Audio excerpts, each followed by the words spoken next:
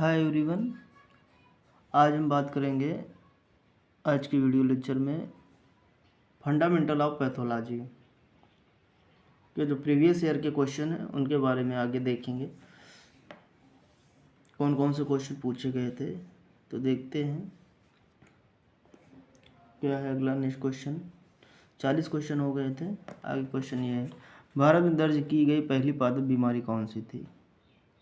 तो वो थी गेहूं का जंग रोग। कौन था? रस्ट। ठीक है। आलू का लेट ब्लाइट या साइट्रस कैंकर या अंगूर का पाउडर मिल्ड्यू। तो इसमें होगा ऑप्शन नंबर ए। ठीक है। अगला क्वेश्चन है, भारतीय फाइटोपैथोलॉजिकल सोसाइटी की स्थापना कब हुई? 1928 में, 1947, 1963, 1974। तो ये हुई थी 1947 में। ऑप्शन नंबर बी सही होगा। ठीक है। अगला क्वेश्चन है, भारत में पहली पादप विज्ञान प्रयोगशाला कहाँ स्थापित की गई थी? ठीक है। पहला है क्वेश्चन, ऑप्शन नंबर ए है भारतीय कृषि अनुसंधान नई दिल्ली, केंद्रीय अनुसंधान संस्थान, केंद्रीय आलू अनुसंधान संस्थान शिमला। सी है राष्ट्रीय वनस्पति अनुसंधान संस्थान लखनऊ, और डी है भारतीय कृषि अनुसंधान परिषद नई दिल्ली। तो कौन सा ऑप्शन सही होगा इसमें? तो ऑप्शन नंबर ए सही होगा। ठीक है। आइए अगला नेक्स्ट क्वेश्चन है कि रोगजनक हमले के जवाब में पौधों द्वारा उत्पादित प्रोटीन अणु के लिए क्या शब्द है जो रक्षा तंत्र को ट्रिगर करने में महत्वपूर्ण भूमिका निभाता है? ठीक है। कहने का मतलब कह रहा है कि जो रोगजनक के हमले के जवाब में, यानी कि रिप्लाई में, क्या पौधों द्वारा उत्पादित प्रोटीन अणु के लिए क्या शब्द जो रक्षा तंत्र के ट्रिगर को, ठीक है ना, महत्वपूर्ण भूमिका निभाता है। तो उसे क्या बोलते हैं देखते हैं ऑप्शन में, हार्मोन, एंटीबॉडी या फाइटोलैक्सिन या विष। तो जो कहने का मतलब जवाबदेही यानी कि एक प्रोटेक्ट करता है उसे बोलते हैं एंटीबॉडी। ऑप्शन नंबर बी सही होगा। अगला क्वेश्चन है, पादप रोगों को विभिन्न मानदंडों के आधार पर वर्गीकृत किया जा सकता है। निम्नलिखित में से कौन सा वर्गीकरण के लिए एक मानदंड नहीं है?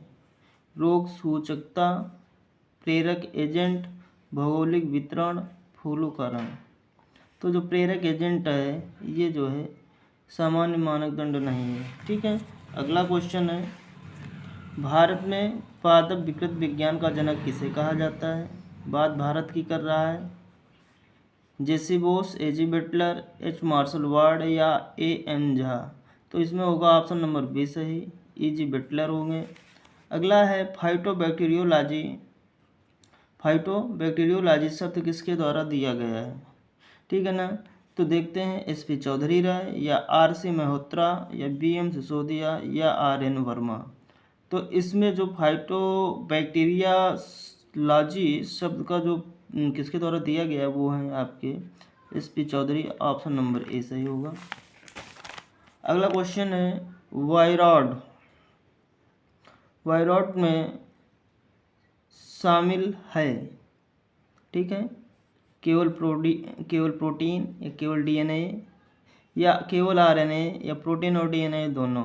तो जो वायरॉड्स होते हैं उसमें केवल आरएनए शामिल होता है। ऑप्शन नंबर सी सही होगा। अगला क्वेश्चन है, निम्नलिखित में से कौन सा क्रूसीफर की सफ़ेद रतुआ का कारक जीव है?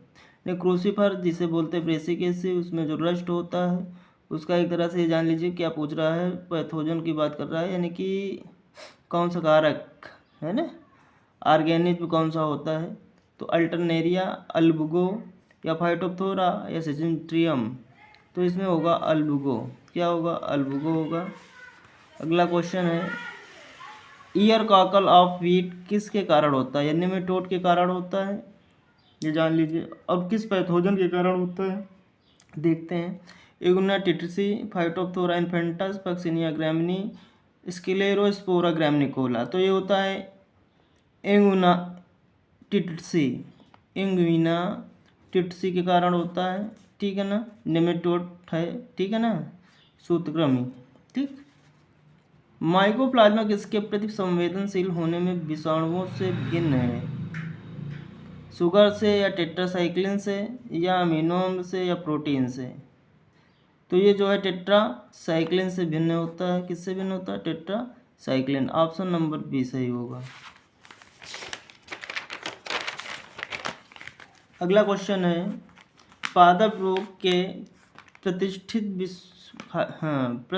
विश्व खाद्य पुरस्कार प्राप्त करने वाले पहले भारतीय वैज्ञानिक कौन थे?